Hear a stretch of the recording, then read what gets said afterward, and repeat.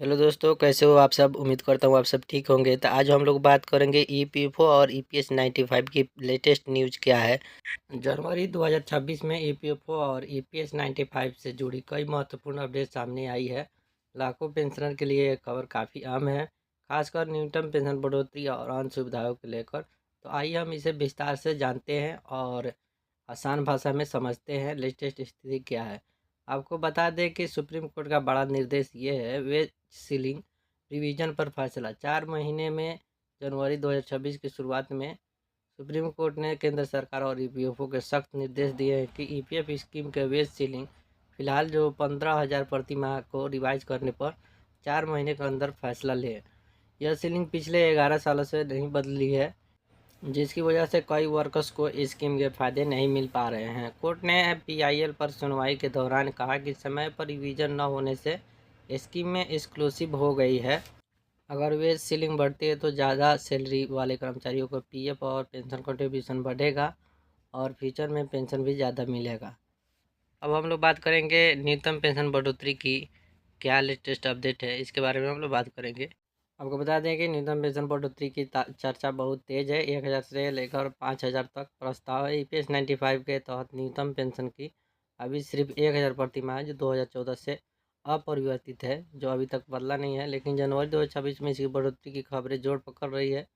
कई रिपोर्ट्स के मुताबिक न्यूनतम पेंशन 5,000 तक बढ़ाने का प्रस्ताव चल रही है। कुछ जगहों पर 7,000 से लेकर 75 तक की मांगे और उम्मीद जताई जा रही है। यह बदलाव अगर लागू होता है तो जनवरी 2026 से प्रभावी हो सकता है, क्योंकि कई पेंशन और अलाउंस रिवीजन कैलेंडर ईयर की शुरुआत में ही होते हैं।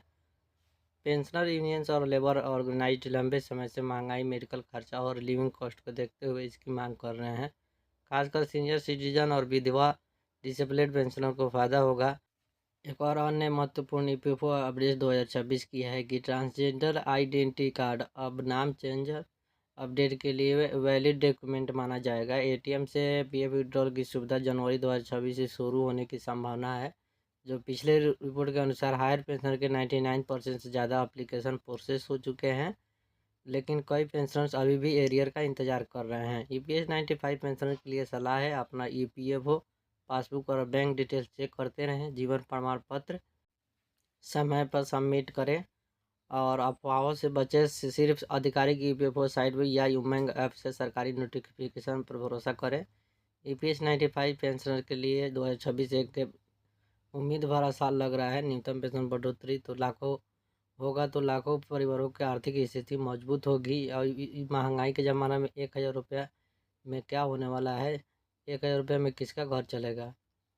सरकार को इस बात पर विचार करना चाहिए और डीए को बढ़ाकर डीए भी लागू करना चाहिए और 7,500 रुपया पेंशन की भी बढ़ोतरी करना चाहिए। आपकी क्या राय है, कमेंट सेक्शन में बताएं। अगर ये आप इस चैनल पर नए हैं तो चैनल को सब्सक्राइब कर लें, ताकि ऐसे नोटिफिकेशन आप तक पहुंचते रहे। खबर लेटेस्ट अपडेट क्या है ईपीएफओ के लेके सबसे पहले आप तक पहुंचे, इसीलिए आप इस चैनल को सब्सक्राइब कर लें।